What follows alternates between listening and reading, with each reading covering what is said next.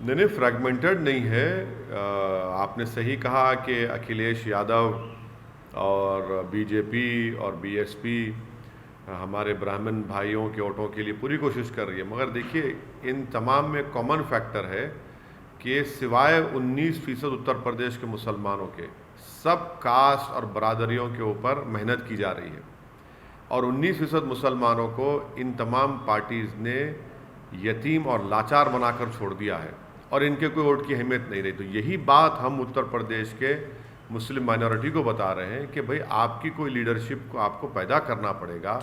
आपकी वोट की अहमियत उस वक्त लोगों को मालूम होगी जब आप अपनी लीडरशिप को बनाएंगे। जो ये पॉलिटिकल पार्टीज़ कभी भी इस बात को मानने के लिए तैयार नहीं, ना इस चीज़ की कोशिश करेंगे कि उत्तर प्रदेश के 19% मुसलमानों को उनका हिस्सा मिले और उनकी एक लीडरशिप बने। उनके दरमियान में से एक नहीं बल्कि कई नेता निकले जो मुस्लिम माइनॉरिटी के जस्टिस के लिए काम कर सके। और दूसरी बात सर, कल गृह मंत्री ने कहा था कि जो अगर सपा या बसपा की सरकार आती है तो राम मंदिर जो है वहाँ पर नहीं बनाएंगे।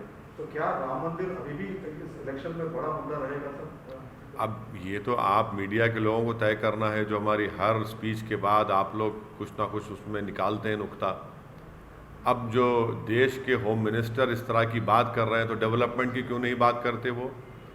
वो देश के होम मिनिस्टर हैं तो उनको ये बताना चाहिए कि नमामि गंगा के जो डायरेक्टर जनरल ने अपनी किताब में कहा कि कोविड के दूसरे फेज़ में लाशें बह रही थी गंगा के ऊपर, उस पर बात करें ना, उस पर बात ही नहीं करेंगे।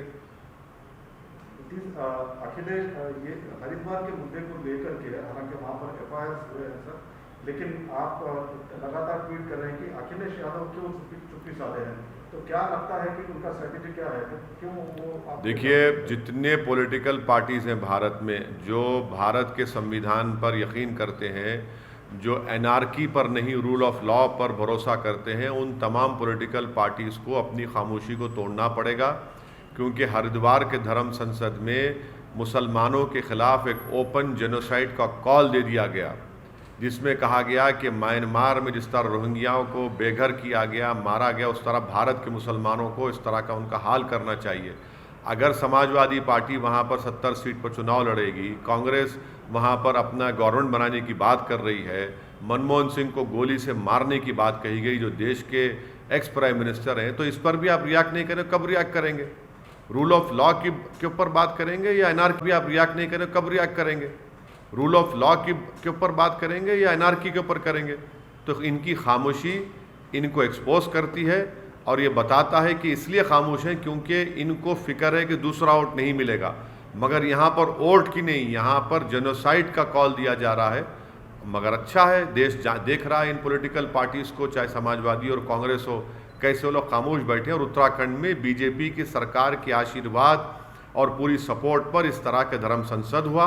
उन्हीं की सपोर्ट पर, उन्हीं की ईमा पर, उन्हीं की पूरी सपोर्ट के ऊपर इस तरह की बातें की गई। सिर्फ एफआईआर इशू करने से नहीं होता, उनको गिरफ्तार करना चाहिए। ये तमाम ऑर्गेनाइजेशंस को यूएपीए के तहत बैन करना चाहिए, तभी जाकर रोक लगेगा, वरना ओपन कॉल फॉर जेनोसाइड किया जा रहा है भारत के मुसलमानों के बारे में। एमआईएम आप हर हफ्ते लगातार यूपी में जा रहे हैं, ज़्यादा फोकस कर रहे हैं और 100 सीटों पर चुनाव लड़ने का भी ऐलान कर रहे हैं। तो क्या नजर आता है माहौल वहाँ का सर? देखिए, जहाँ तक मेरी बात है, मैं अपने तमाम पार्टी के ज़िम्मेदारों के साथ, पार्टी के अरकान कार्यकर्ता के साथ, हम सब लोग मिलकर मेहनत कर रहे हैं। हमारे हाथ में मेहनत करना है, जुस्तजू करना है, अच्छे फैसले लेना है। आगे इंशाअल्लाह ताला अल्लाह सुब्हानहू ताला उत्तर प्रदेश की जनता के दिलों में मोहब्बत डालेगा और वो वोट में तब्दील होगा। हम सबसे मुलाकात कर रहे हैं, सबसे बात कर रहे हैं और यही हमारी कोशिश है।